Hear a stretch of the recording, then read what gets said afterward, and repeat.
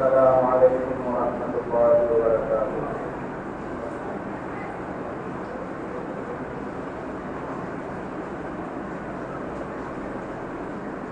الحمد لله نحمده ونستعينه ونستغفره ونؤمن به ونتوكل عليه ونعوذ بالله من شرور أنفسنا ومن سيئات أعمالنا. من يهده الله فلا مضل له ومن يضلل فلا هادي له. ونشهد أن لا إله إلا الله وحده لا شريك له.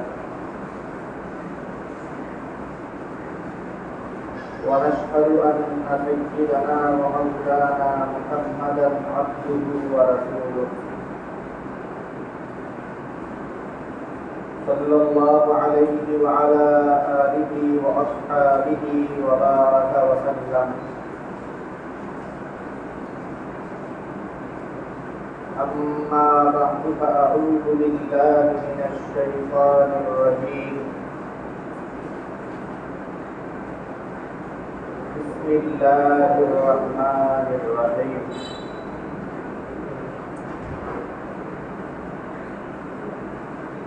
وقد نزل عليكم في الكتاب أن إذا سمعتم آيات الله يكفر بها ويستهزأ بها فلا تقعدوا معهم حتى يخوضوا في حديث غيره إنكم إذا مثلهم إن الله جامع المنافقين والكافرين في جهنم جميعا.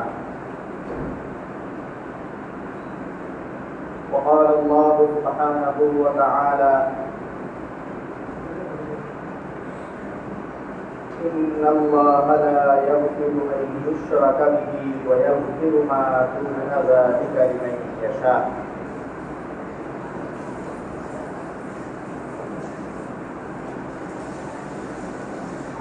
وقال رسول الله صلى الله عليه وسلم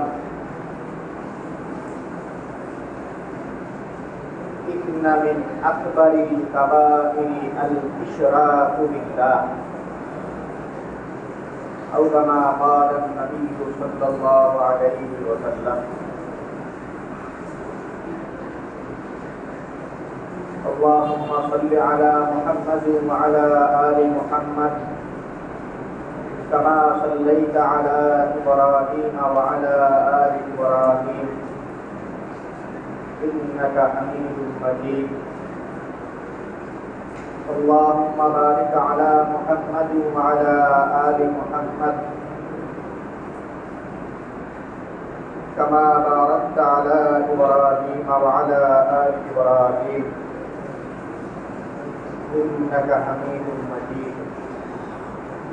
سبحانك لا علم لنا إلا ما علمتنا إنك أنت العليم الحكيم. মহান আল্লাহ পাক রব্বুল আলামিনের দরবারে অসংখ্য শুকরিয়া জ্ঞাপন করছি,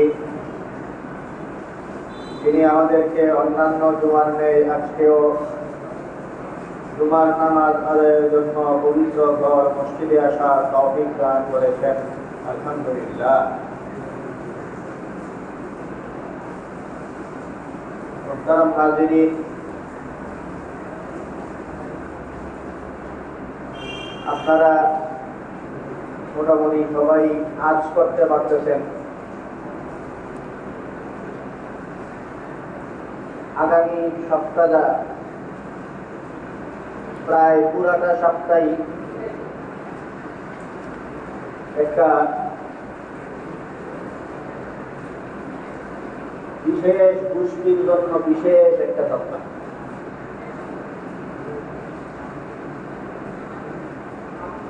আর এক দুই দিন পর থেকেই প্রায় পুরো সপ্তাহব্যাপী হিন্দুদের সম্ভবত সবচেয়ে বৃহৎ অনুষ্ঠান আয়োজন দুর্গা পূজা শুরু হবে।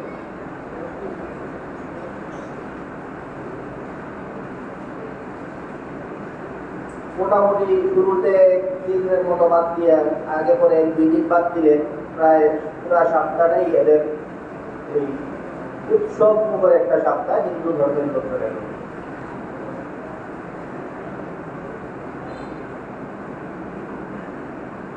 তো হিন্দু ধর্মের লোকজনের জন্য এই উৎসব মুখর একটা সপ্তাহ। এই সপ্তাহে এই পূজা এবং পূজা কেন্দ্রিক বিভিন্ন আচার অনুষ্ঠান,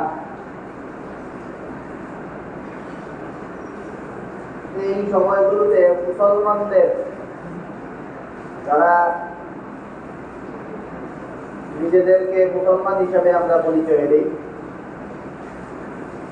এই সময়ে আমাদের বিশেষ সতর্কতা অবলম্বন করব। পূজার সময়টাতে মুসলমানদের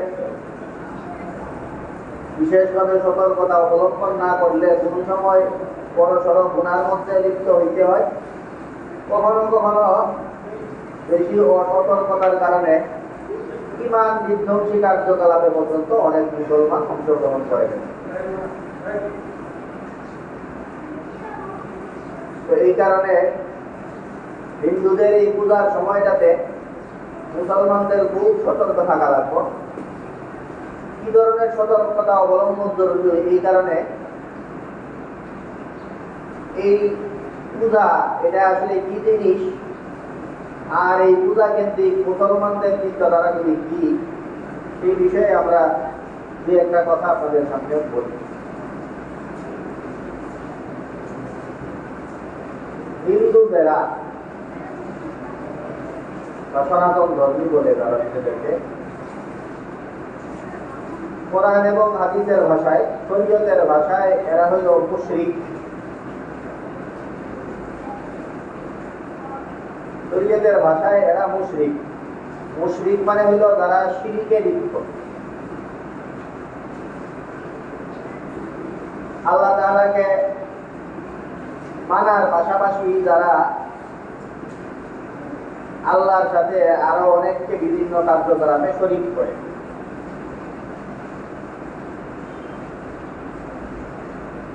তো এই পূজা ইত্যাদি এটা হইল মুশরিকদের একটা কার্যক্রম। আর মুশরিক হইল যারা শিরকে লিপ্ত। তো আরো ভালো করে মুশরিক চেনার জন্য আমরা উদাহরণ যদি দেই, তাহলে নবী সাল্লাল্লাহু আলাইহি ওয়াসাল্লাম যখন ইসলামের দাওয়াত মক্কায় দিতেছিলেন, ওই সময়ে নবী সাল্লাল্লাহু আলাইহি ওয়াসাল্লামের যেই শত্রুতা যাদের সাথে গড়ে উঠছিল, আবু জাহেল, আবু লাহাব, এরাই ছিল মুশরিক।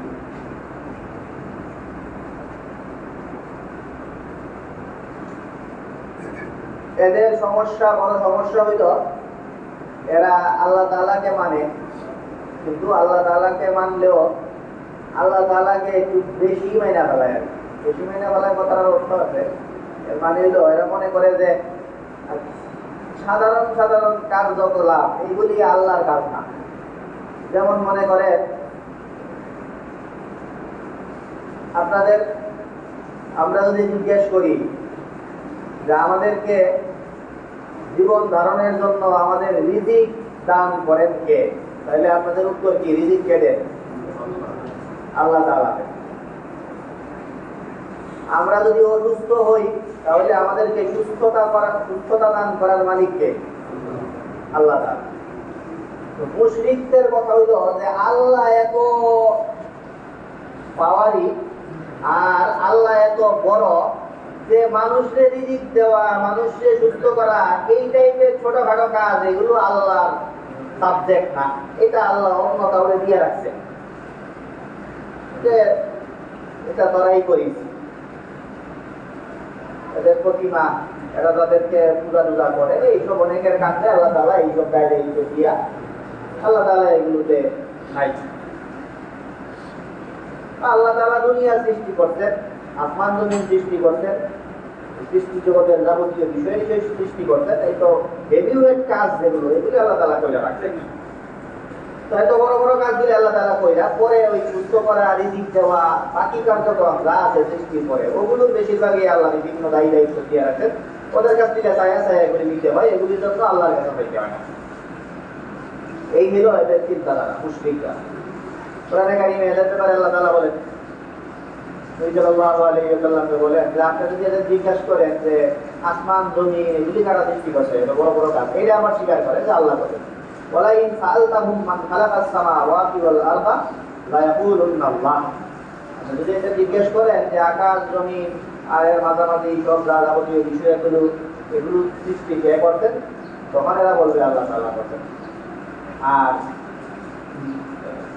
এরা যে বিভিন্ন জিনিসের অর্চনা করে, পূজা করে, এরা বলে যে আল্লাহরে পাওয়ার জন্যই, মা না'বুদুহুম ইল্লা লিইউকাররিবুনা ইলাল্লাহি যুলফা, আমরা আল্লাহ তাআলাকে পাওয়ার জন্যই এগুলো ধারণ করে। এই চিন্তাধারার লোকরা এরা এলো মুশরিক, এরা আল্লাহর সাথে শিরিক করে।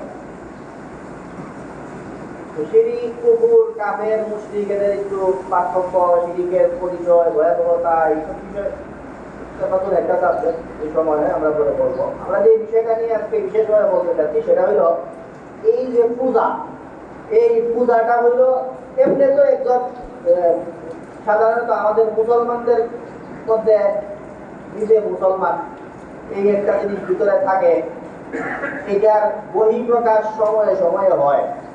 সেটাই হলো মনে করেন এই প্রতিদিন 5 বার নামাজে আসি, এটা হলো নিজেরা যে মুসলমান এটার বহিঃপ্রকাশ ঘটা। বিভিন্ন ইবাদত বন্দেগীতে যে আমরা লিপ্ত হই, হিন্দুরা নিজেরা এমনিতে তো হইল নিজেদের পরিচয়, এরা মুশরিক, এদের পরিচয়। তো এদের এই মুশরিক এই পরিচয়ের বহিঃপ্রকাশটা মুসলমানদের তুলনায় খুব কম হয়, সবসময় না, এতটা দেখা যায় না। আর বৃহৎভাবে এদের এই কার্যকলাপ, এই বহিঃপ্রকাশটা এরা ঘটায়, সেটা হলো বিভিন্ন পূজা অর্চনা ইত্যাদিতে। এর মধ্যে এই দুর্গা পূজা, এটা হলো এদের সর্ববৃহৎ নিজেদের শিরিকের বহিঃপ্রকাশ ঘটানো যায়। তো মুসলমানদের এই শিরিকের সাথে মারাত্মক পর্যায়ের শত্রুতা, এই শিরিকের সাথে শত্রুতা থেকেই মূলত এই ইসলামের উৎপত্তি। ইসলাম যখন নবী সাল্লাল্লাহু আলাইহি ওয়াসাল্লাম যখন ইসলামের দাওয়াত দেন, তখন এটা বন্ধ করার জন্য এই শিরিকের পার্টি যারা মুশরিক, এরাই এটার পিছনে সবচেয়ে বেশি উঠে পড়ে লাগে। কোরআনে কারিমে আল্লাহ তাআলা এই মুশরিকদেরকেই মুসলমানদের বড় শত্রু কারা সেই সিরিয়ালে মুশরিকদের নাম উল্লেখ করে। তার মানে এই পূজা, শিরিক, এটা মুসলমানদের জন্য খুব যন্ত্রণাদায়ক একটা জিনিস, মুসলমানদের কষ্টের কারণ, মুসলমানদের সাথে ঐতিহ্যগত বিরোধ এই শিরিকের। তো এই শিরিক, এইটাই হলো এই পূজাটা, পূজার মধ্যে এই শিরিকেই ঘটে। তো এই জন্য পূজা বা পূজা কেন্দ্রিক যাবতীয় কার্যকলাপ সব কিছুই মুসলমানদের জন্য খুবই যন্ত্রণাদায়ক, কষ্টদায়ক, পীড়াদায়ক একটা কাজ। এই কাজটা যখনই হইত তখন মুসলমানরা, এটা মুসলমানদের জন্য খুব কঠিন একটা সময়। সামনের সপ্তাহটা যেগুলো মুসলমানদের জন্য খুব কঠিন একটা সপ্তাহ। এই সপ্তাহে দেশের, আমাদের এই দেশেও প্রায় বহু মানুষ, হিন্দুদের সংখ্যা খুব একটা কম না, এত মানুষ এই পূজা ইত্যাদি কার্যকলাপ পরিচালনা করে। এমনিতে মুসলমানদের ইসলামী যে চিন্তাধারা, এটা এখন ইসলামের মূল বয়ানগুলি বলে দেওয়া খুব সুন্দর একটা সময় চলতেছে। এই সময়ে ইসলামের মৌলিক বিধানগুলি খুব অকপটে বলাটা সহজ।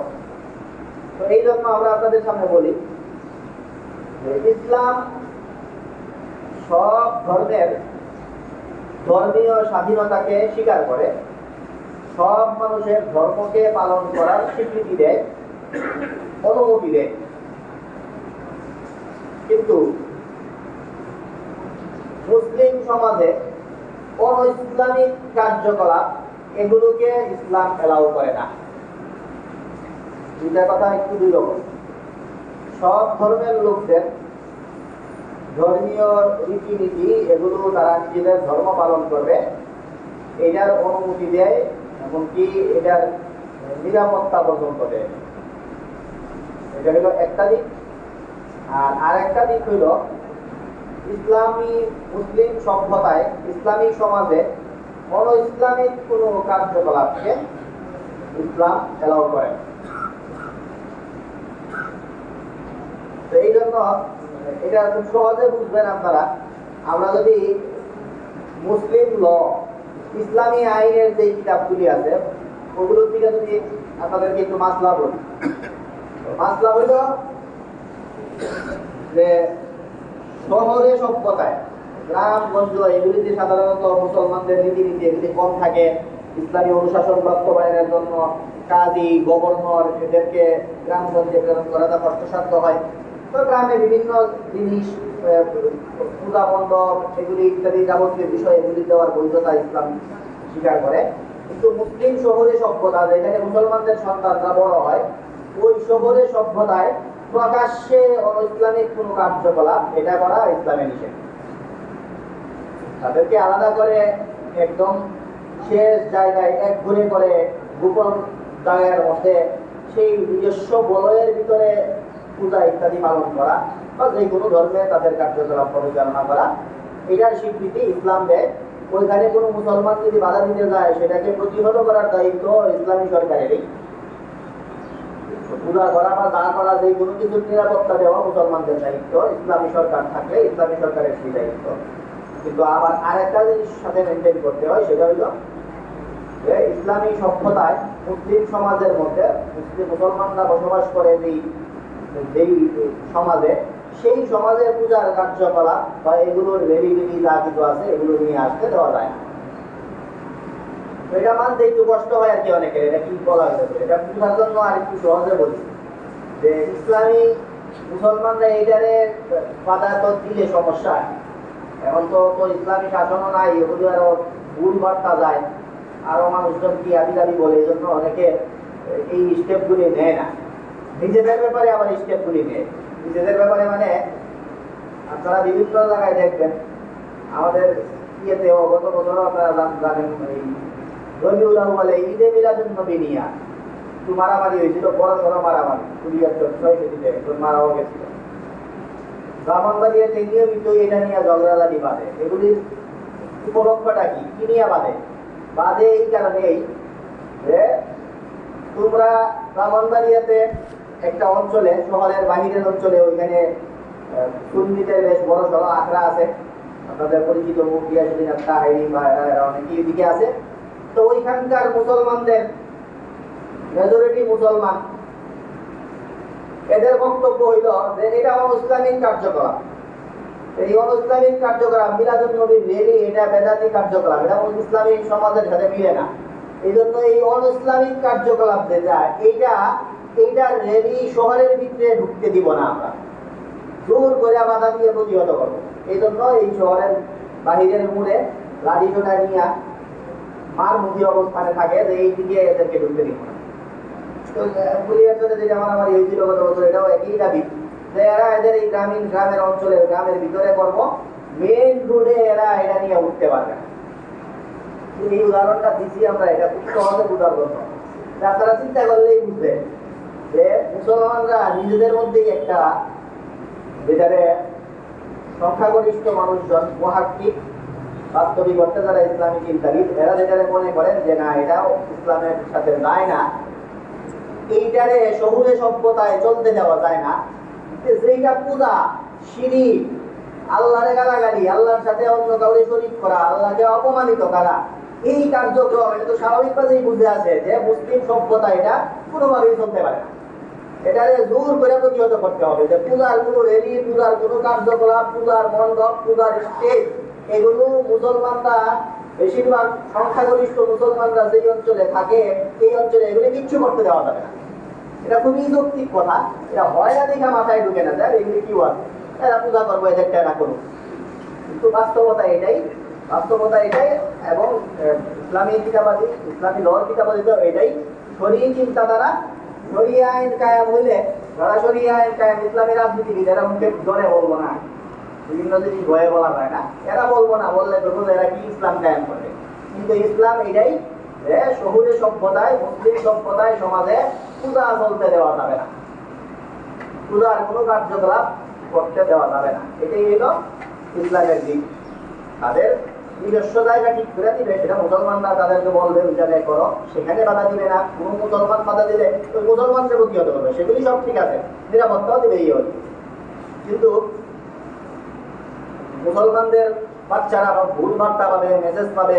মুসলমানরা বেশিরভাগ যে অঞ্চলে বইরা উঠছে, মুসলমানের সমাজে অবুধ সন্তানদের সামনে দিয়ে এগুলি যাবে, এরা এগুলির প্রতি আকৃষ্ট হবে, এদেরকে এগুলির প্রতি এরা দেখে দেখে বিভিন্ন অপরাধ, গুনাহ ইত্যাদিতে লিপ্ত হবে। এই ধরনের কোন সিচুয়েশনে যেন মুসলিম সমাজে তৈরি না হয়, এটা নিশ্চিত করা, এটাই হলো ইসলাম।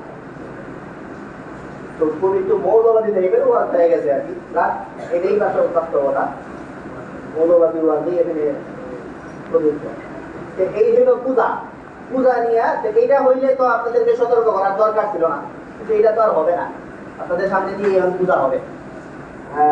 এবং তাদের বলা উচিত, ইসলামী রাজনীতি যারা করে তারা ক্ষমতায় আসলে বলা উচিত যে আমরা আসলে এটা করবো, কিন্তু এরা ভিতরে ভয়ে এগুলি বলবে না। এরা বলবে তো না, ওই উল্টা বলে এরা বলবে যে আপনারা বুক খুলাইয়া পূজা করেন, উল্টাটা বলবে। আর এটা খুব দুঃখজনক, যেটা বলার এটা তো সাহস নাই, বলবো না, ঠিক আছে, কিন্তু এর উল্টাটা বলে বুক খুলাইয়া। ধর্ম উপদেশটা এই প্রতি বছরই বেশ লাগায়, গতবারও বেশ খুলাইয়া জানালা করছে, এইবারও কিন্তু মিটিং বলছে বুক খুলাইয়া আপনারা পূজা করেন।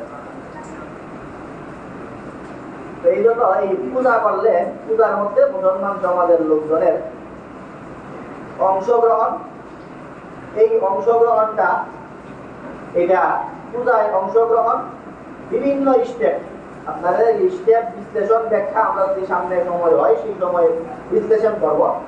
কিন্তু এই পূজার সপ্তাহ আসতেছে, এর আগে আমরা পাইকারি ভাবে আপনাদেরকে সতর্ক করি যে পূজার কোন ধরনের কার্যকলাপ, এগুলোর সাথে দেখতে যাওয়া, চান্দা দেওয়া, খুব ভালো একটা কাজ হয়েছে। কয়েকদিন আগে একটা দাবি উঠছে, আমরা বারবার এটা বলি যে পূজার মধ্যে বিভিন্ন স্টেপের নিষেধাজ্ঞার স্টেপগুলি কি। এর মধ্যে হালকা পাতলা একটা নিষেধাজ্ঞা, সেটা হইল যে পূজা উপলক্ষে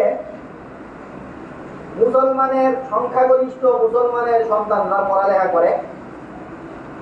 সংখ্যাগরিষ্ঠ কি, বেশিরভাগই তো দেখা যায় যে প্রায় শিক্ষা প্রতিষ্ঠানে সবই মুসলমান, মুসলিম অনেক জায়গায় নাই। তো মুসলমানরাই সে পড়াশোনা করে, এইরকম শিক্ষা প্রতিষ্ঠান পর্যন্ত পূজা উপলক্ষে বন্ধ দেয়। তো এই পূজা উপলক্ষে এটা বন্ধ দেওয়া, এটা খুব খারাপ কাজ। তো আসার কথা হইলো অনেকেই ভালো ভালো কাজগুলি এই আওয়াজ তুলতে পারতেছে, বেশ বছর খানেক যাবত। এর মধ্যে এই 2-4 দিন আগে দেখলাম এই আওয়াজও হচ্ছে যে পূজা উপলক্ষে মাদ্রাসাগুলোকে বন্ধ দিতে, মাদ্রাসায় বন্ধ বাধ্যতামূলক না করা। আমরা কোন মাদ্রাসা যেগুলি আছে এগুলি তো যতই যাই করে এগুলি বন্ধের প্রশ্নই আসে না, উঠেই না, এগুলি তো কেউই বন্ধ দেয় না, এটা তো অকল্পনীয়।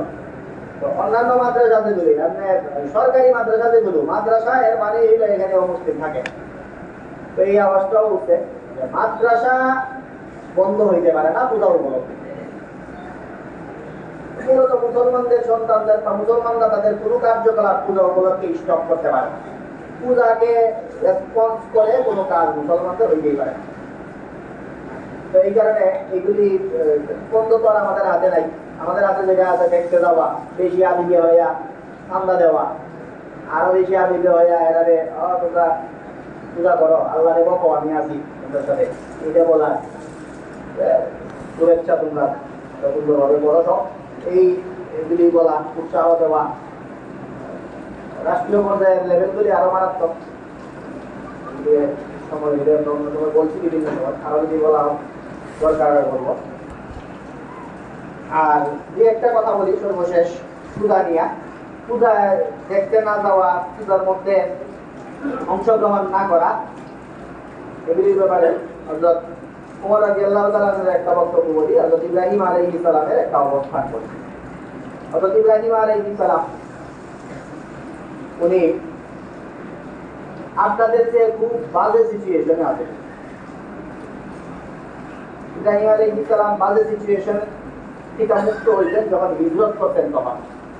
ইব্রাহিম আলাইহিস সালাম বাবেল অঞ্চলে ওনার বেড়ে ওঠা, ওখানেই শুরুর দিকের দাওয়াতি কার্যক্রম পরিচালনা করেন।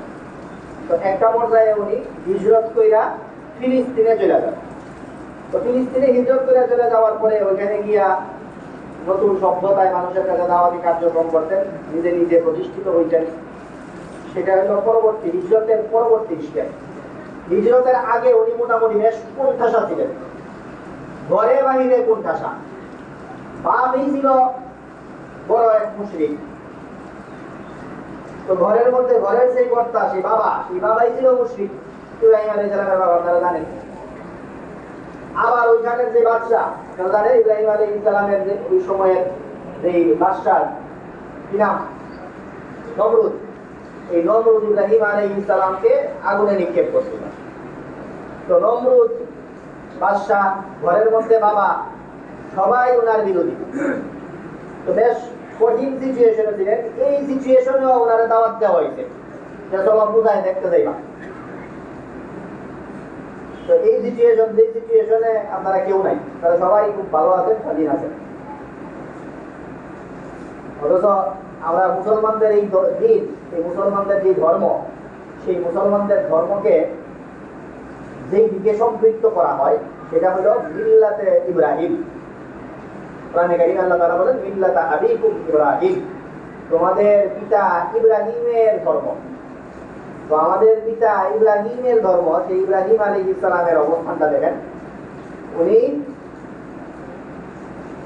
এই কঠিন সিচুয়েশনে যখন ওনারা দাওয়াত দিচ্ছেন, তখনও উনি সুকৌশলে, না করার ক্ষমতা পর্যন্ত নাই, খবর আছে না করলে।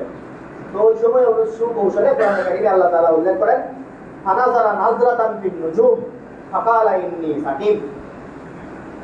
উনি আকাশের দিকে, তারাকার দিকে তাকাইছেন, তাকায় করে বলছেন যে ইন্নী সাকিম, আমি অসুস্থ। শরীর ভালো না, অসুস্থ। এটা খুবই ইব্রাহিম আলাইহিস সালামের ব্যাপারে কোরআনে কারীমে আল্লাহ তাআলা বলেন যে উনাকে মারাত্মক লেভেলের তর্ক শাস্ত্র আমি শিক্ষা দিছি। ইব্রাহিম আলাইহিস সালাম আল্লাহ বলেন ওয়াতিলকা হুজ্জাতুনা আতাইনাহা ইব্রাহিম আলা কওমি। এগুলো হলো তর্ক শাস্ত্রের হাই লেভেলের নিয়ম কানুন, যেগুলো ইব্রাহিমকে আমি শিখাইছি। তো ইব্রাহিম আলাইহিস সালাম বলতেন ইন্নী সাকিম, আমি সাকিম। সাকিম শব্দে দুইটা অর্থ একসাথে প্রদান করে। একটা হইল মানসিক অসুস্থতা, আর একটা হইল শারীরিক অসুস্থতা। তো কাউরে যদি কয় যে চলো যাই, ও যদি বলে আমি অসুস্থ, সবাই ধরে নেয় যে এর মনে শরীর খারাপ।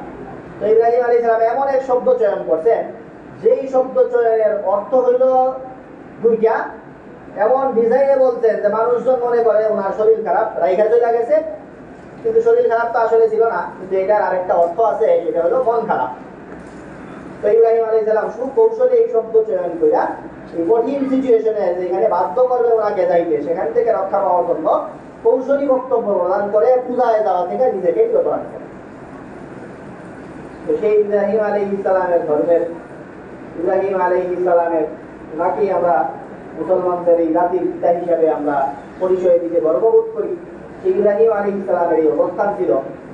এই জন্য সেই ইব্রাহিম আলাইহিস সালামের সন্তানেরা, এরা যদি নিজেরা সব প্রণোদিত হইয়া, কোনো ঠেলা ধাক্কা বাধ্যবাধকতা কিচ্ছু নাই, এমনি পূজা দেখতে চলে যায়, এর যে দুঃখজনক আর কিছু হইতে পারে।